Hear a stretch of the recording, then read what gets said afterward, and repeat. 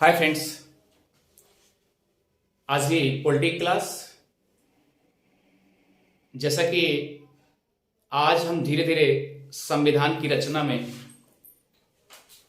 प्रगति के पथ पर चल रहे हैं। और जैसा आप ये समझिए कि जो पॉलिटी है संविधान की रचना से पहले आपने देखा होगा बड़ी बड़ी आक्रामक भारत से अंग्रेजों को निकालने के लिए योजना बनाई गई। क्योंकि आपको याद होगा क्रिप्स मिशन जैसे फेल होता है, आज हमें जो पढ़ना है कैबिनेट मिशन,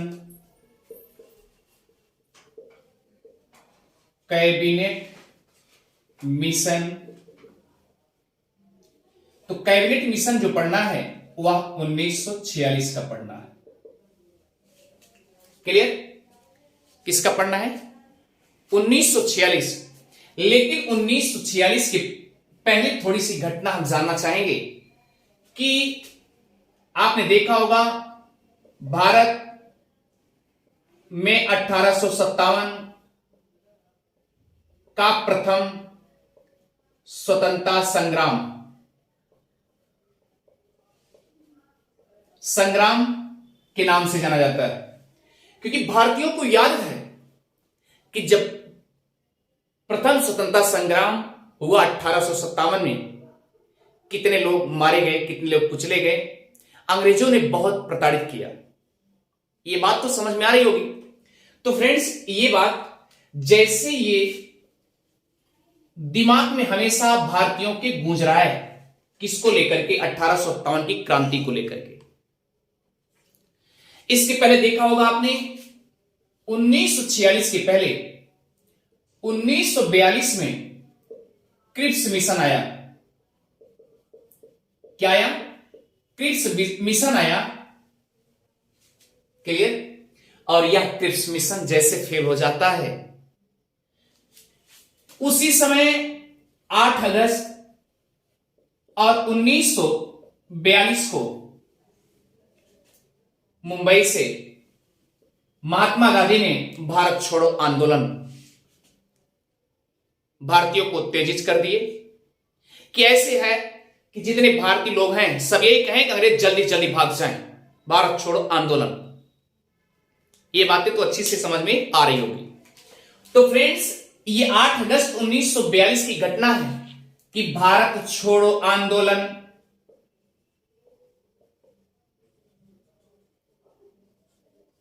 अब आपके मन में यह प्रश्न उठ रहा होगा कि सर आखिर ये बात भारत 1857 की बात क्यों आपने इसको चर्चा में डाल दिए?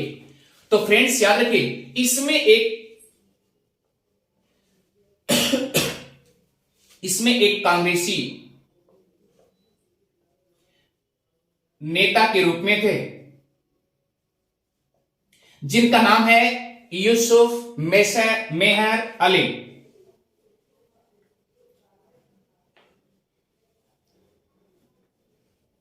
ये याद रखिए, कांग्रेस के 1857 में अग्रणी नेता के रूप में भी रहे यूसुफ मेहर अली। इनकी जब ये प्रताड़ित होते हुए भारतीय जनता को प्रताड़ित हुए देखते रहे और उसके बाद इनके मुख से निकल गया कि किसी तरीके से भारत से अंग्रेजों को हटा दिया जाए। और याद रखना, इन्हीं के मुख से निकला था भारत छोड़ो,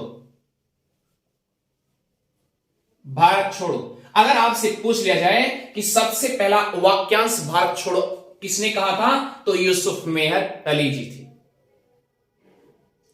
और मैंने कहा कि जैसे ही क्रिप्स मिशन फेल हुआ 8 अगस्त 1942 को, जैसे ही क्रिप्स मिशन फेल होता है, तुरंत महात्मा गांधी बंबई में तुरंत भारत छोड़ो आंदोलन शुरू कर देते हैं। वाकई में इनको आभास हो गया कि जो यूसुफ मेहर अली ये पहले 1857 की क्रांति में सोचे थे, इसको आप करना ही पड़ेगा।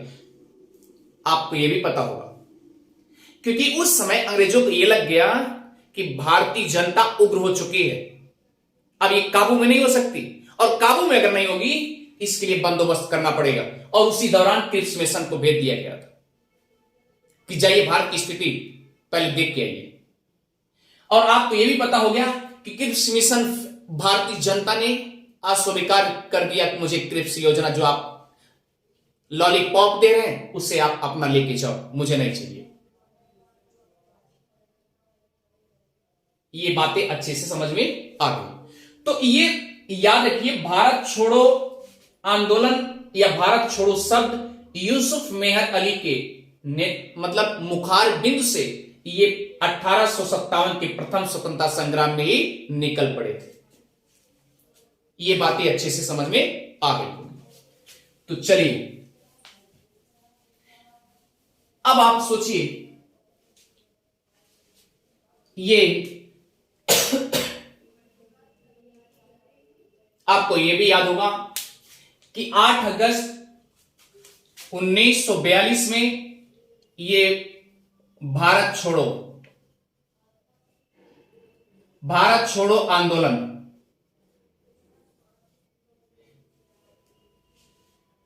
इन्होंने शाम का समय था यानी सायंकाल थे, इन्होंने इनके मुख से निकल गया कि अब भारतवासियों को ऐसा करना ही पड़ेगा जब अंग्रेजों के लिए कि भारत निकालो यहां से, भगे यहां से, हटाया जाए। तो जब ये शाम के हुआ, लेकिन ये भी याद रखिए इसी भारत छोड़ो आंदोलन के दौरान महात्मा गांधी को जेल में भी डाल दिया गया था। यानी जैसे उन्होंने किया, उसके बाद ब्रिटिश को लगा कि अब तो लग रहा है बहुत बड़ा भयंकर रूप ले लेगा, तुरंत महात्मा गांधी को जेल में भी डाल दिया गया। फ्रेंड्स अब देखिए, जब क्रिप्स मिशन फेल हो जाता है, क्रिप्स मिशन फेल होने के बाद, क्योंकि याद रखिएगा 1942 के क्रिप्स मिशन में दूत बनकर के आया था, तो पहला दूत याद रखिएगा क्रिप्स मिशन था। इतनी बात समझ आ रही होगी, यानी कि जो 1942 की घटना है, 1942 में स्टेफर्ड ये पहले दूत बन के आए थे। और इन्होंने क्या क्या किया, मैंने इसके बारे में ज्यादा नहीं, थोड़ा सा मॉडर्न हिस्ट्री से उठा करके पॉलिटिक्स को जोड़ने का प्रयास किया। आपने देखा होगा इस पिछली क्लास में। तो याद रखिए, जब ये अस्वीकार हो गया, अस्वीकार, भारतीय जनता ने इसे अस्वीकार कर दिया, तो ब्रिटिश को लग गया कि अब जनता मानेगी नहीं। तुरंत क्या किए, एक कमेटी गठन किए, जिनका नाम उन्होंने दे दिया कैबिनेट मिशन 1946। ये बातें समझ में आ गई होगी। कैबिनेट मिशन में जब भेजते हैं तो फ्रेंड्स याद रखिएगा, उनका नाम था पहले लॉर्ड पैट्रिक लॉरेंस। 3 सदस्यों का दल भेजा जाता है कैबिनेट मिशन के साथ, 3 सदस्यों का दल भेजा जाता है। लेकिन फ्रेंड्स एक बात याद रखिएगा, 1942 वाला पहले दूत के रूप में आए थे, दूत आए थे, सिंगल रूप में क्रिप्स मिशन आया। लेकिन जब कैबिनेट मिशन आता है 1946 में, तो 3 सदस्यों की टोली हो जाती है, इसलिए क्या कहा जाता है, दूत मंडल कहा जाता है। तो 3 सदस्य कौन कौन थे, नोट कर लीजिए, लॉर्ड पैट्रिक लॉरेंस, ये भारत सचिव के रूप में आए, इनको बना के भेजा गया। अब आगे देखिए फ्रेंड्स, यहां पर द्वितीय पायदान पे क्या है, यहां पर आपने देखा होगा कि क्रिप्स मिशन जब आया था, अमित जी, जब क्रिप्स मिशन आया था, तो क्रिप्स मिशन 1942 में आया था, इसका मतलब भारत की स्थिति को देख समझ बूझ के चला गया है, तो उसको फिर दोबारा भेज देते हैं, किसको, स्टेफर्ड क्रिप्स को, इसको बनाते हैं व्यापार बोर्ड का अध्यक्ष बना के भेजते हैं। क्लियर, व्यापार बोर्ड का अध्यक्ष। अब देखिए तीसरे नंबर पे एबी अलेक्जेंडर, ये इनको नौसेना का या नौसेना का मुख्य रूप में चयन किया गया, यानी नौसेना संभालने के लिए। इतनी बात समझ गई। या आप ये समझिए कि नौसेना का मुख्य यानी एक नौसेना का मंत्री बना करके भेज दिया गया। अब ये देखिए ये तीनों टोली चल चुकी है, लेकिन वो भी दूत मंडल के रूप में आई है। दूत मंडल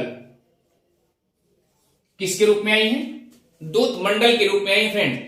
तो तीन टोलियां क्या थी? लॉर्ड पैट्रिक लॉरेंस और स्टीफर्ड टिप्स, और यह व्यापार बोर्ड के अध्यक्ष बना के भेजे गए, और एबी अलेक्जेंडर को नौसेना मंत्री बना के भेज दिया गया।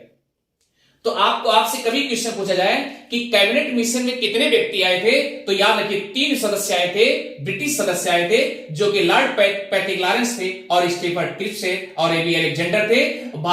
पैट्रिक लॉरेंस को भारत सचिव के रूप में और टिप्स को व्यापार बोर्ड का अध्यक्ष के रूप में भेजा गया, और अलेक्जेंडर को नौसेना मंत्री रूप में भेज दिया गया।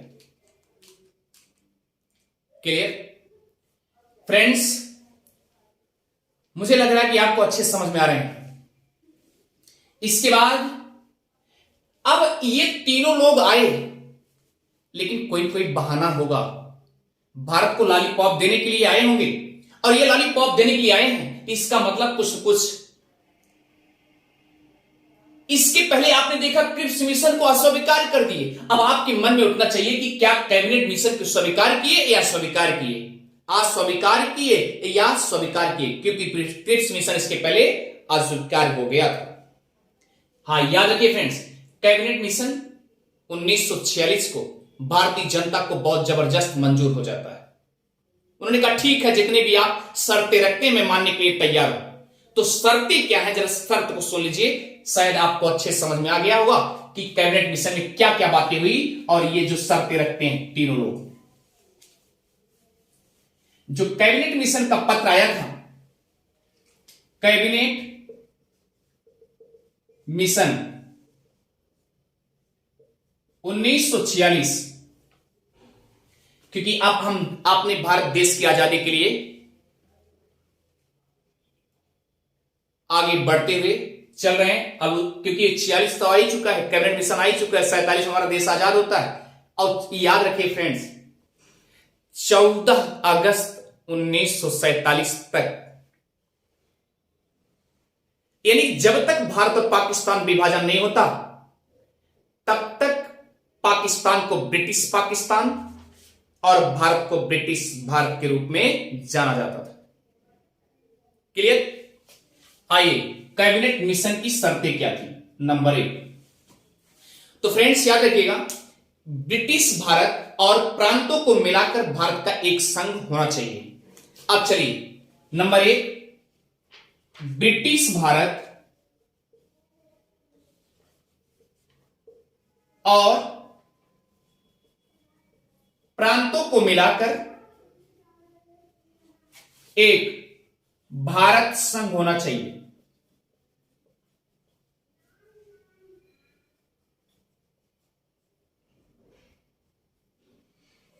भैया यहां 2 लफ्ज आप ध्यान दीजिएगा, ब्रिटिश भारत। बातें समझ में आ गई? हमने कहा कि 14 अगस्त, जब तक भारत और पाकिस्तान अलग नहीं होते तब तक, इसके पहले मैंने बताया कि पाकिस्तान को ब्रिटिश पाकिस्तान और भारत को ब्रिटिश भारत के नाम से जाना जाता था।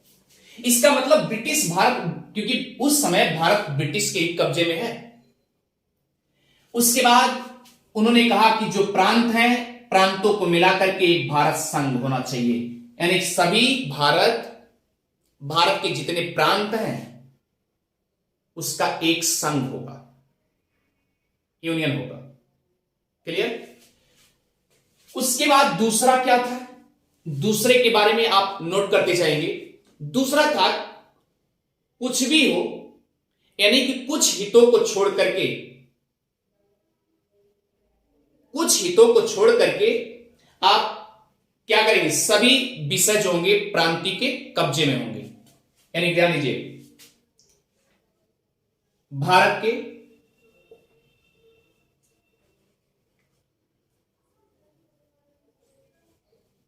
कुछ विषय हितों को छोड़कर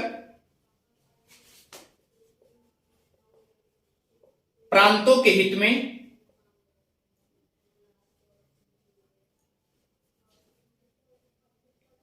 ऐसे ले लीजिए, बाकी सभी हित प्रांतों में निहित होगी।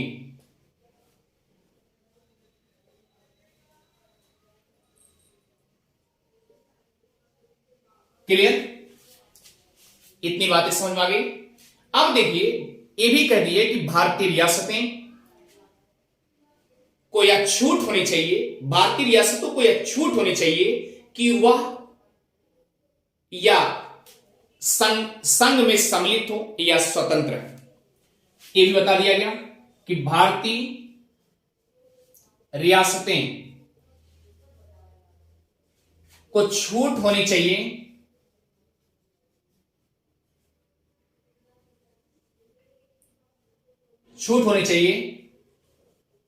संघ में सम्मिलित हो सकते हैं, यानी संघ में सम्मिलित होने के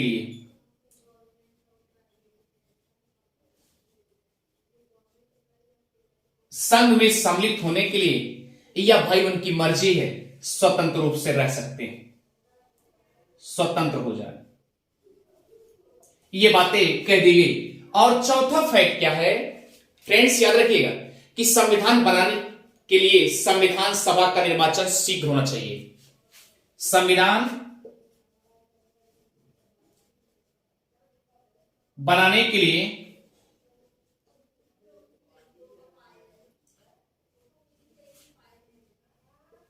संविधान सभा का निर्वाचन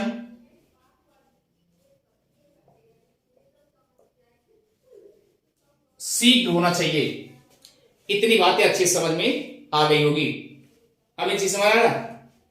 और ये भी बता दिया गया कि भारत पर जो भी प्रभुता है, ध्यान दीजिएगा, भारत पे जो भी प्रभुसत्ता है उसे समाप्त होनी चाहिए कैबिनेट मिशन में।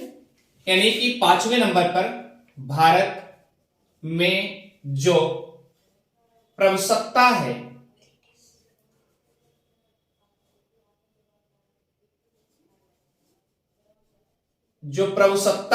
ब्रिटिशों का, वह समाप्त होना चाहिए। क्लियर? याद रखिएगा, मुझे लगता है।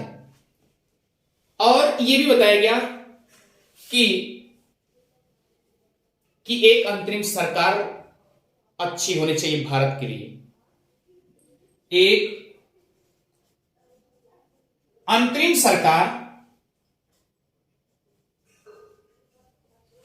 सरकार और उत्तरदायी सरकार,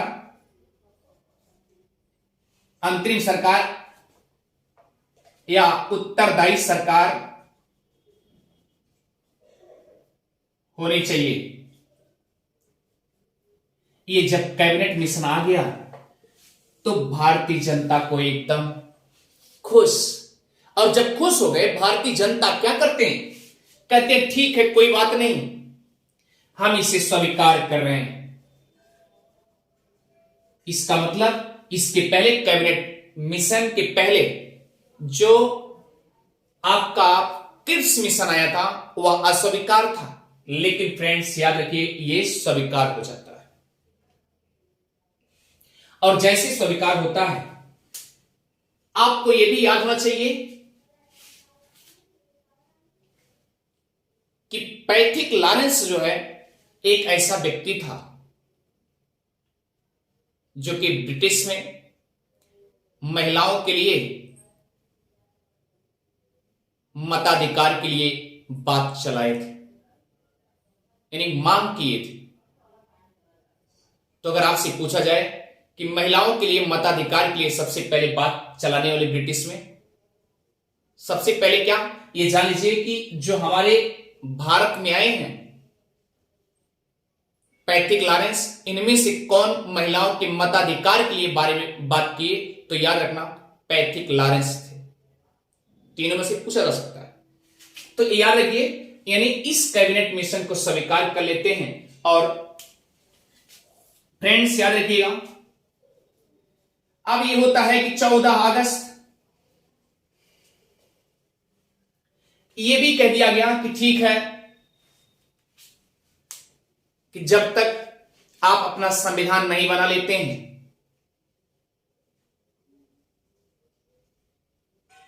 तब तक 1935 भारत शासन अधिनियम के तहत सरकार चलाई जाएगी। क्लियर? एक छूट मिल गई, अपना देश आजाद होता है। 14 अगस्त 1947 को पाकिस्तान और 15 अगस्त 1947 को भारत देश। यानी आप समझ सकते हैं इसके पहले ब्रिटिश पाकिस्तान, और ये भी समझ सकते हैं आजादी के पहले भारत को ब्रिटिश भारत के नाम से जाना जाता है। लेकिन अब गुलामी की जंजीरों से, दास्ता की जंजीरों से भारत स्वतंत्र हो जाता है। तो फ्रेंड्स, हम अपना देश आजाद हो जाते हैं, यानी लेकर के 15 अगस्त 1947। और जब अपना देश आजाद हो जाता है तो भाई संविधान तो अभी इतनी जल्दी कैसे फटाफट बनेगा? तो संविधान बनाने की प्रक्रिया चलेगी, टाइम लगेगा। तो संविधान बनाने में 2 वर्ष 11 माह 18 दिन लगते हैं। यह बात समझ में आ गई होगी। जैसा कि आप जानते हैं कि 26 नवंबर 1949 को हमारा संविधान एकदम लिखा पढ़ी हो जाती है, और 24 जनवरी 1950 को इस पे हस्ताक्षर हो जाते हैं। और इस पे हस्ताक्षर के साथ साथ याद रखिएगा, ये सौंप दिया जाता है, लीजिए हम आपका संविधान बनकर तैयार हो जाता है। सौंप दिया गया, और जब सौंप दिया गया तो इसका मतलब 26 जनवरी 1950 से संविधान लागू हो जाते हैं। लेकिन फ्रेंड्स, इतनी बात तो आप समझ गए, लेकिन यह भी सोचिए कि जब भी संविधान की चर्चा चलती है तो संविधान बनाने वाले उनके मन में सबसे पहले क्या रहा होगा? उनके मन में यह था कि सबसे ज्यादा दर्द मुझे राज्य से। कहीं ऐसा ना हो कि राज्य कहे हम अलग से संविधान बनाएंगे। इसलिए आपने देखा होगा संविधान बनाने से पहले जो फंडामेंटल राइट्स भी है, वह संविधान, उसमें सबसे पहले 12 आर्टिकल 12 अनुच्छेद जो है उसमें राज्य की परिभाषा दे दी जाती है, और यह बताया जाता है कि राज्य के अंतर्गत क्या क्या आएंगे। तो फ्रेंड्स, अब हमारी कहानी कल से जो चलेगी, संविधान सभा की बैठक होगी। संविधान सभा की बैठक में क्या क्या बातें और अग्रिम होगी, उसके बाद धीरे से संविधान लॉन्च करा दिया जाएगा। फ्रेंड्स, तो ये तो मान लीजिए अभी ये अग्रिम बताई गई बात। बाकी यहां तक याद रखिएगा कि कैबिनेट मिशन मंजूर होता है कि भारतीयों के लिए कि नहीं होता। तो याद रखिए, स्वीकार कर लेते हैं भारतीय, एकदम खुश हो जाते हैं, ठीक है जो जो आपने शर्तें दिया मुझे मंजूर है। ऐसा आप कर सकते हैं। तो फ्रेंड्स, कल जो पढ़ाया जाएगा स्वतंत्रता, यानी 1947 से लेकर के 1950 तक की कहानी जबरदस्त होगी। Friends, thank you.